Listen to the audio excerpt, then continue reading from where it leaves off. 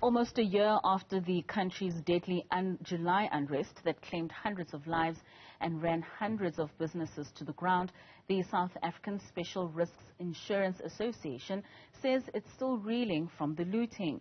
SASRIA says it has lost about 27.8 billion rands in the 2021-22 financial year due to the unrest compared to the 2 billion in the previous year. This is despite getting a 20 billion rand injection from the National Treasury. To better understand the financial situation at SASRIA, I'm now joined by the organization's CEO, Mpumelelo Tyikwe. I hope I said that correctly. You did. Thank you, Siskat. Thank you so much for joining us. Now, the attack on the country's economic infrastructure in July has been dubbed the most expensive riots in our history. And it has probably cost the economy close to 50 billion rands. Now, SASRIA's risk analysis was based on several scenarios that were based on social and political fallouts. And we're looking at national shutdowns, possible terror attacks, and possibly climate change. But nothing close to what was experienced with the July unrest. Was SASRIA even close to being prepared? Is that true? Well, it's true that we're not close to being prepared. I mean, it is by far the biggest loss ever experienced in the continent. I mean, if you include the Africa and Arab states. So it has been the biggest unrest. It came at a cost to SASRIA of close to 40 billion rands.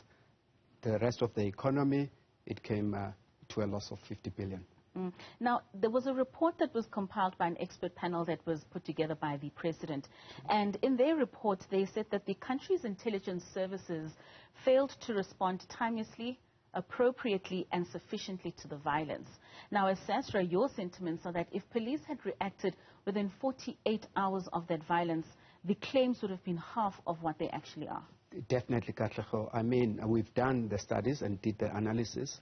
And what we saw, I mean, the civil unrest played out over 11 days or so. So if the police had intervened on the third day, the losses would have been close to 12 billion rand, not the amount that we are talking about at the moment. And do we have any reasons as to why that reaction was so slow? Look, we can only speculate as to why the reasons, and I don't think it's our job to find out. As you know, the president set up the panel committee that you are referring to, and we're still awaiting the Human Rights Commission report as well. However, as SASRIA, what we are doing is that we are going to do a research and go into those communities where the civil unrest occurred and try and get a better understanding what makes South Africans go and destroy infrastructure when they protest. I mean, we do know that South Africans experienced, we have a high level of unemployment. We've got almost 70% of our youth that are not working. People are living in poor conditions. And COVID-19 surely must have exacerbated the situation for people to go out and do what they did. True. I mean, we've got a lot of pressured socio-economic conditions in the country. As we are referring to youth unemployment, we've got a relatively high crime rate. And those things can contribute. However, if you look at the July unrest, they were isolated to two provinces, KwaZulu-Natal by far and certain parts of Gauteng, not the rest of the country. The socio-economic political issues that are happen throughout the country.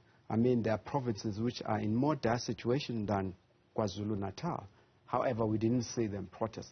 So there is something going on in KwaZulu-Natal and parts of Gauteng that led to those particular civil unrest. We just have to uncover that reason.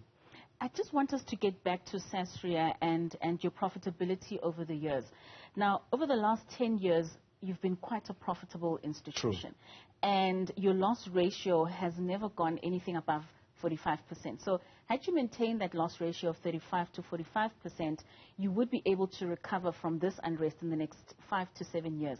How long do you think it's going to take you to recover now? Let me give it into perspective. SASRIA has been around since 1979. Right. So about 43 years old. Only once in that history have we made a loss, a trading loss. Yes, we did make an underwriting loss 3 years ago, but nothing to this scale. So the way we have responded to these civil unrest, we have increased premiums. That was the first thing we did. The second thing that we did was to exit certain markets. So we insure some of the large corporates in South Africa where we provide them cover up to 1.5 billion rand.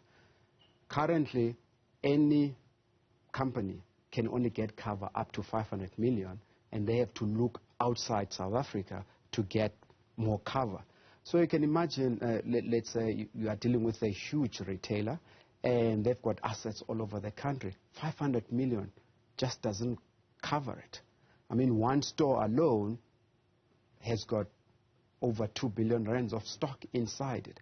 So we have to find that solution. But coming back to your question, though, I believe if the past tells us what's going to happen in the future, we should recover in the next 7 years and be where we were before the civil unrest. Now, talking about that, should we find ourselves in a situation where we have another July unrest, how prepared are you this time? Look, I would say, I mean, our staff have gone through a lot, and I must give credit to them. I mean, they've been working 23 hours a day, 24/7, and so. So we are prepared insofar as if that event does not exceed 3 billion rand. If it does that, we'll be back to where we were in the July riots. Having said that, the biggest loss we had experienced before July, the highest amount was 1.7 billion rand. So we think that if a scenario of 3 billion rand happens, we'll be able to withstand it.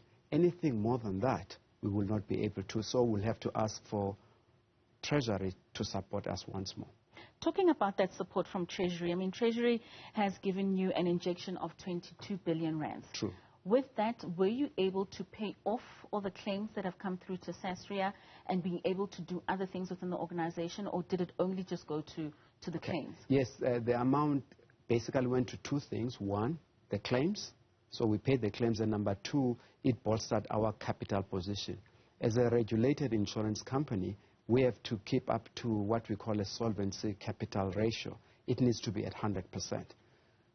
In November, it went to a minus 300%. So that's how bad it was. And as we end our financial year now in March, it's sitting at around 70%.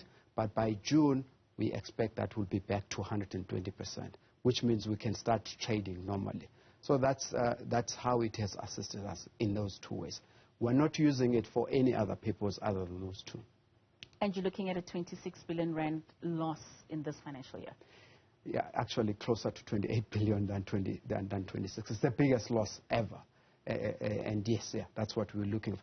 But, Katlego, the year before, we made a profit of 2 billion. 2 billion, yes. So you can imagine now, so with the premium increases, we expect our premiums will go, our GWP will sit at 4 billion compared to 3.2 billion before that.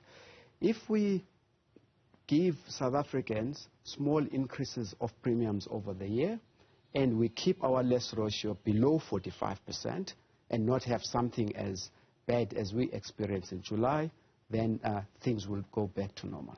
Mr. Tyikwe, thank you so much for your time. It was quite enlightening for us to know where SASRIA is and just the impact of the July unrest and where we are as South Africans. Thank you so much for that. Thank you, Katlego.